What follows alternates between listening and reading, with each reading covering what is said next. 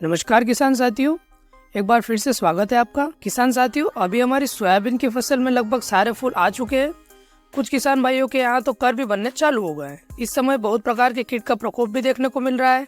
और अगर किसान भाई सबसे ज्यादा किसी कीट से परेशान रहते हैं तो वो है काली इल्ली। वैसे तो काली इल्ली ज्यादातर लेट स्टेज में आती है, कर बनने के बाद या फिर फली भर जाती है तब, पर इसकी शुरुआत अभी से हो जाती है। इल्लियाँ तो बहुत सारी आती है वैसे इस समय, जैसे कि हरी सेमल ऊपर जो कि बिल्कुल शुरुआती स्टेज में आती है, साथ ही तंबाकू इल्ली, चने की इल्ली और भी कई सारी इल्ली। पर किसान भाई काली इल्ली से इसलिए ज्यादा परेशान रहते हैं क्योंकि ये आती तो लेट स्टेज में, जब या तो कर बन गया हो या फिर फली भर गई हो, और उसी समय डैमेज भी बहुत होता है और पैदावार भी इसके कारण बहुत गिर जाती है। दूसरा इससे परेशान होने का कारण ये भी है कि इसे मारना बहुत ही कठिन होता है, इतनी आसानी से ये मरती नहीं है। तो आज हम इसी के ऊपर चर्चा करेंगे कि कैसे हम इसे आइडेंटिफाई करें इसकी अर्ली स्टेज में और कैसे हम इसे रोकें। किसान मित्रों, जो एक काली इल्ली रहती है इसे केस्टर सेमेल ऊपर कहा जाता है। जो अभी आप स्क्रीन पर देख रहे हैं ये केस्टर सेमेल ऊपर ही है। किसान मित्रों, इस शुरुआती स्टेज में काली नहीं रहती है, ये हल्के भूरे रंग की रहती है। इसी वजह से इसे पहचानने में भी कई बार दिक्कत होती है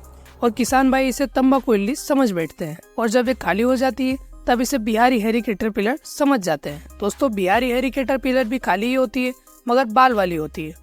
उस पर मैं अलग से वीडियो बनाकर आपको समझा दूंगा। दोस्तों, जैसे जैसे केस्टर सेमेल ऊपर की उम्र बढ़ती है ये काले रंग की हो जाती है और जैसे जैसे अपने पीक पर आती है, यानी कि इसका सबसे ज्यादा डैमेज करने का टाइम होता है, इसका रंग बिल्कुल ही काला हो जाता है। और जैसे जैसे इसकी लेट स्टेज आती है वापस से इसका रंग भूरा या तंबाकू कलर का हो जाता है। दोस्तों, ये हमारी सोयाबीन की फसल में दाने को, पत्ते को डैमेज करती है और साथ में अगर जल्दी स्टेज में आ जाए तो ये हमारे कर को भी खाकर उससे भी डैमेज कर देती है। इसी वजह से दोस्तों इसे शुरुआती दौर में रोकना बड़ा ही जरूरी है। दोस्तों, शुरुआती दौर में आप इसे इमामेक्टिन बेंजोएट से या फिर थायोमेथाक्सम प्लस लेमड़ा के कॉम्बिनेशन से भी आप इसे रोक सकते हैं। इसीलिए दोस्तों इसे शुरुआती स्टेज में रोकना बहुत जरूरी है ताकि आप इसे आसानी से छोटे मोटे कॉम्बिनेशन से सस्ती दवाई से रोक सके। अगर दोस्तों इसका रंग काला हो चुका है, ये एडल्ट हो गई है, तो आप इसमें फ्लुबेंडामाइड 39.35% SC फॉर्मुलेशन, जिसको आपको 40 से 50 ml प्रति एकड़ की दर से देना है। दोस्तों, फ्लुबेंडामाइड का भी इस्तेमाल करके आप इसे लेटर स्टेज में जब ये खाली हो जाती है तब आप इसे रोक सकते हैं। अगर आप फ्लुबेंडामाइड का ग्रेनुअल रूप में इस्तेमाल कर रहे हैं, जो कि टाटा का टाकुमी नाम से आता है, तो आप इसे 100 से 120 ग्राम प्रति एकड़ की दर से इस्तेमाल कर सकते हैं। इसके अलावा दोस्तों आप मार्केट में मिल रही कुछ अच्छी बायो कीटनाशक का भी इस्तेमाल कर सकते हैं। किसान साथियों, ध्यान रहेगा, आप इसके शुरुआती स्टेज में रोकथाम कर लेंगे तो ज्यादा अच्छा रहेगा और आपकी फसल में इसका नुकसान भी कम होगा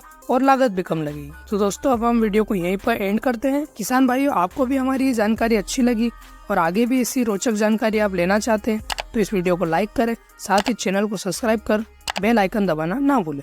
धन्यवाद।